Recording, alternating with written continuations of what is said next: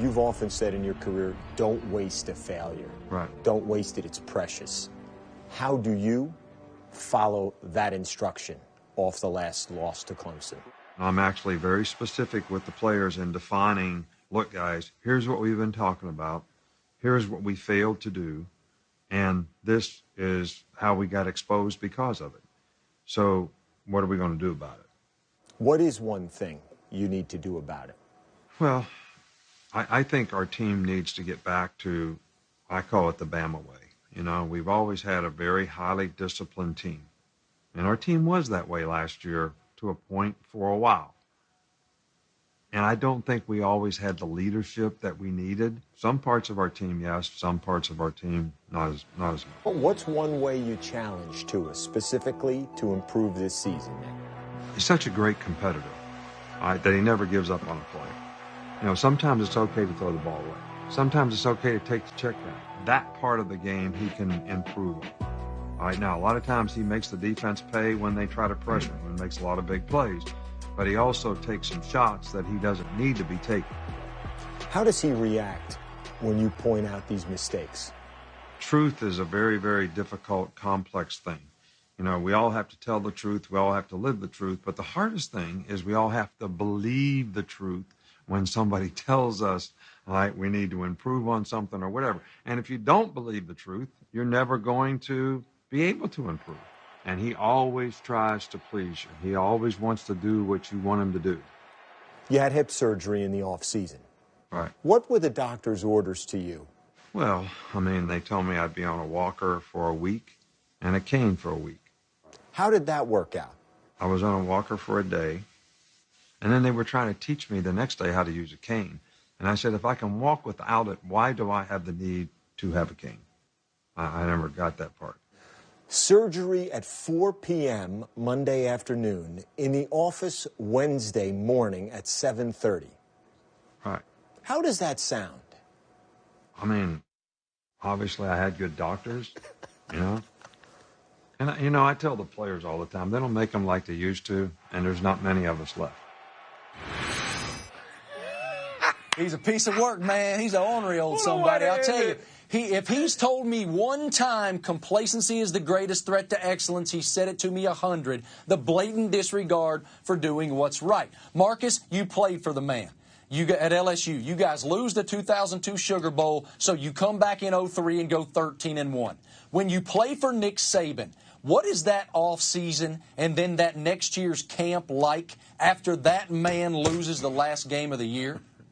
Well, everybody expects it to be like you going into the gauntlet and turn off all the lights and just have a brawl where everybody is beat up after it's over.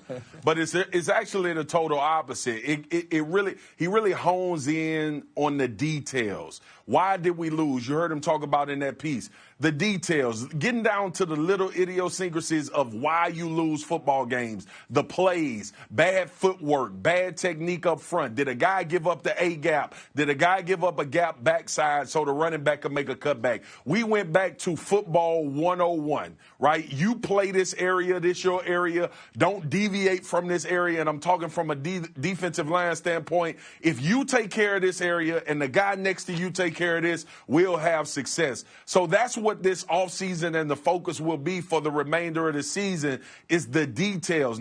You heard him talk about Tua as well. Don't go for the big play. Take the check down. That is a detail. May not show up big when you're playing against lesser opponents, but when you do get down the stretch and there are good teams like Georgia and Clemson, the details is the difference in winning football games at that level.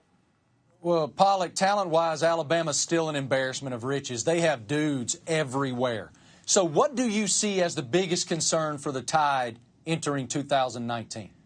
I'm going to give you two names that have potential to go like Quinnen Williams and to be dominant forces in the game, and that's Raekwon Davis and Terrell Lewis. Both of these guys have an opportunity with their talent to be enormous and to be disruptive. When you look at Raekwon, he's got everything you want in the middle right there. He's a huge body that can dominate up front and get to people. When you see Terrell Lewis, he can come off the edge and be as disruptive as anybody rushing the passer. The pass rush for the Tide will determine whether they can beat Georgia, will determine whether they can beat Clemson when they face really good quarterbacks down the road. They've got a couple of guys that are big names that we've heard about that have superstar potential that need to be superstars if they're going to win a title. Marty, you asked Pollock what their concerns were, and those didn't look like concerns to me. It looks like Alabama's going to be really good once again everywhere. It's always interesting when you get a chance to talk to the players at Alabama. You can tell how they've been coached. We talked to Tua at the SEC Media Days about his entire season last year and what happened at the end. And Tua is very specific in speaking about how the second half of the season was different from the first half, knowing that he must have sat down and had a truthful conversation with somebody on that staff, probably Coach Saban, that pointed out the issues that he had in that second half, and he believed it, and he's focused on correcting those issues. And that's what Coach is talking about. When someone tells you the truth, you have to believe it. But then once you believe it, then you have to go correct those issues and work on them. And Tua is laser focused and ready to go. Alabama uses motivation of losing better than any team I've seen play football. So I'm excited to see what they look like coming off of this kind of loss that you guys keep talking about all the time. They're just using that as fuel. They'll be ready to go, and I'm excited to see what they look like against Duke. You brought it up. Yeah, no, just Marcus, just me and you, Marcus. One reason that the Tide are always good is that depth and wealth of talent that we discussed a moment ago. They just reload every single recruiting class. I want you guys to check out my man, 6-year-old Landon Buchanan. All right, Landon's playing youth football down in Tuscaloosa. By our math, that's somewhere in the high school class of 2031, maybe 2032. Look at my man go. Look at him go. Oh, get off me. He gone. Davey, you know, all I'm thinking is, why in the hell didn't the defensive end set the edge, man? Set the edge. Or the cornerback. Where's the cornerback keeping outside leverage? Come on, man. Of course, we're going to be critical. Man. Look at his corner down low, man. Go Stay outside.